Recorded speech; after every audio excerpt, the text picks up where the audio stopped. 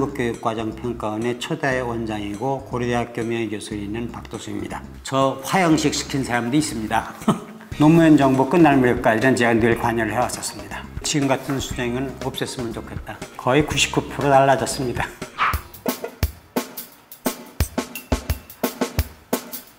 암기 문제를 내지 않겠다는 의미에서 수학능력시험 검사가 만들어졌는데 그것이 지금 한 20여 년 바뀌어오면서 완전히 그냥 암기가 중심이 되고 학력이 중심이 되는 문제로 변질이 되었습니다. 처음에 수능은 고등학교 교육과정을 이수한 사람이면 누구나 대답할 수 있는 통합교과적인 문제로 출제한다. 제일 처음에 이게 만들어질 때 언어와 수리 둘로 만들어졌습니다. 대학에 들어가서 학생들이 가져야 할 능력이 뭐냐? 교수의 강의를 알아들을 수 있어야 된다. 이게 언어 능력입니다. 엘리트를 양성하는 기구로서의 대학을 생각을 했었죠. 논리적인 사고를 상당히 많이 갖춘 사람이어야 된다. 이게 수리가 됐습니다. 그게 둘로 딱 결정이 됐는데 그 당시만 해도 이 자연과학에 통해서는 교재가 없어서 거의 다 영어로 된 교재를 썼습니다. 독해 능력을 재는 시험을 넣었었고 과학 입국이라고 하는 걸 슬로건으로 내세워서 많이 했었습니다. 과학 입국이라고 하면서 왜 과학 쪽을 다 빼느냐? 과학을 넣지는 않지만은 과학과 좀 관련이 있다 해서 과학 탐구를 넣습니다. 탐구라는 건 원래가 사회과학 영역이다. 그래서 나타난 것이 사회탐구였습니다. 제가 노태우 대통령이 있는데 대통령도 어떻게 감당할 수 없는 수준이 돼서 결국은 그걸 다 넣게 됐습니다.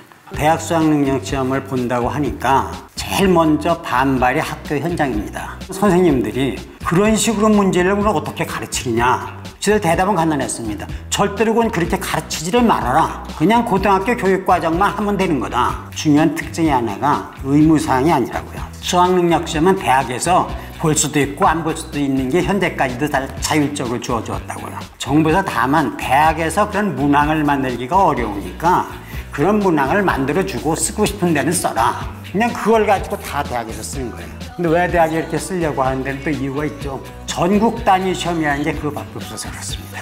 그러니까 우수한 학생을 뽑는 게 그게 제일 낫다고 생각을 하니까 하지 말라고 해도 갖다 쓰더라고요. 어떤 종류의 시험이든지 정확하게 구분하는 일은 불가능합니다. 그 시험이 무엇을 재고 있는가가 굉장히 중요한데 지필검사로 특히 선다형 검사가 갖는 한계라는 건 매우 크다고요. 학력이 아주 작은 한 부분밖에 못 재요. 근데 그걸 가지고 전체 학력을 잰 것처럼 하는 건 잘못된 거죠. 4차 산업혁명이라고 하는 이런 상황에서는 거기서 길러져야 할 게 예를 들면 창의력이라고 하면 창의력이 잴 수 있는 거예요? 비판적 사료에 이렇게 듣고 온 거라면 그중에 한 5분의 1 정도 못 재요.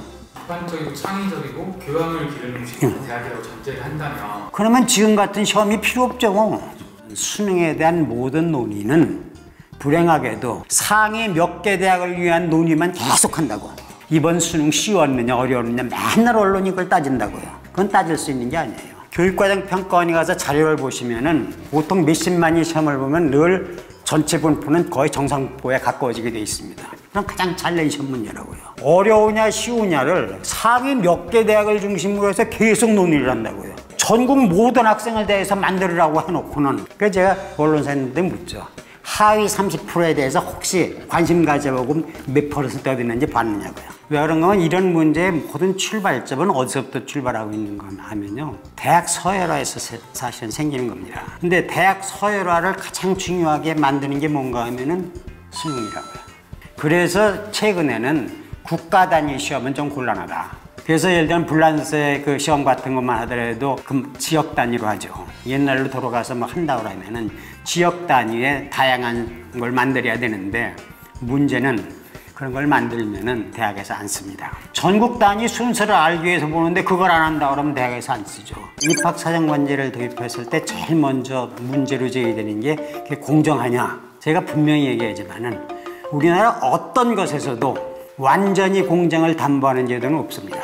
모든 평가는 주관적인 것이다. 만드는 사람의 주관에 따라 다르고 그 주관적인 걸 모여서 우리가 객관적인 거라고 얘기를 한다고요. 어떤 미신 때문인가 하면 점수에 대한 미신입니다. 만약 400점 만점이라고 하면은 300 480점이면은 390점이 우수한 거냐 이거예요. 그러니까 아무런 차이가 없음에도 불구하고 한 사람은 합격하고 한 사람은 떨어지는 이런 불합리한 걸 그대로 보고 있어야 되는 거냐. 1점 차이. 경우에 따라서는 생년월일 가지고도 구분을 한다고요. 그게 능력의 구분이냐고요. 그게 공정한 거냐고요. 대부분의 사람들이 이 시험을 통해서 사람을 평가를 하는데 시험이 정말 무엇을 재는 거냐, 시험은 필요한 것이냐, 이런 논란도 굉장히 많다고요. 쿠바는 자기들 마음대로는 교육천국이라고 한다고요. 이건 대학 입시에 관한 건 문제가 전혀 안 되고 대학을 갔건 대학원을 갔건 보수받는 게 똑같으니까 하고 싶은 사람만 하는 거예요. 아무 베네핏이 없는데 뭐 철저하게 절대평가예요. 어떤 학생이 성적이 떨어지잖아요. 그 책임을 누가 지는가 하면은 부모하고 지역사회가 하고 선생님이 공동무져요. 제일 신기하게 봤던 게 그 숙제 내주는 것. 숙제는 반드시 개별화되어 있습니다. 그 학생의 수준에 맞는 숙제를 내줘야 돼요.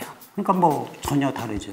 의료와 교육은 저는 약간의 사회주의적인 성격을 떼야 된다고 믿고 있는 사람입니다. 그리고 그거는 많은 나라에서 또 이렇게 하고 있습니다. 경쟁보다는 협동을 강조하는 것들이죠.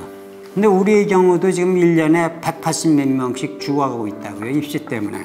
근데 저걸 그냥 그렇게 계속 보고 있을 거냐고요. 기본 철학의 문제인데 모든 학생이 능력에 차이가 있다고 보는 관점이 하나의 철학이에요. 그리고 모든 학생은 다 다른 능력을 가지고 있다고 보는 게 또 다른 하나의 철학이라고요. 입학시험 제도도 이렇게 대학을 보고 선택을 해서는 안 돼요. 내가 하고 싶은 영역이 무엇인가를 찾아내서 지원을 해야 되는데 아까 대학이 서열화되어 있고 그것이 그 후에까지 영향을 미치니까 꼭 대학 중심으로 하잖아요. 그러니까 이런 서열화를 없애야 된다고 얘기죠. 그 서열화라는 게 근거가 없다고요. 누구든지 장점이 없는 사람은 존재하지 않아요. 교육학 개론의 제일 부분 교육이라고 하는 것은 각 개인이 가지고 있는 잠재 능력을 깨워서 길러주는 게 교육이다 이렇게 되어 있습니다. 다 똑같은 걸로 놓고서 재고 똑같은 걸로 놓고 서열화하고 똑같은 걸 가지고서 하니까 문제가 해결이 안 된다고요. 정말 뭘 가르치고 뭘 공부하려고 하는지에 대한 생각을 좀 더 깊이 해줬으면 좋겠다. 그게 제 생각입니다. 그거의 성적이 좀 낮았다고 해서 그렇게 실망할 거 없고 거기에 좀 높았다고 해서 나는 괜찮다고 할 이유도 하나도 없습니다. 앞으로 대학에 들어가서 하는 것보다 훨씬 많은 세월을 살아가는 과정에서는 내 스스로 내 문제를 어떻게 볼 거냐가 훨씬 중요하고 그것 이상의 다른 생각이 훨씬 중요합니다.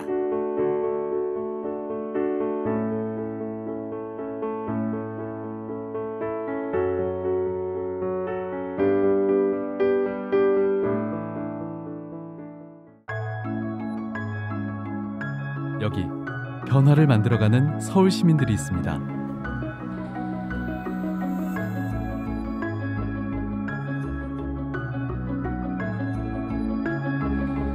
서울시가 만들어가는 2020 도시전환랩 프로젝트.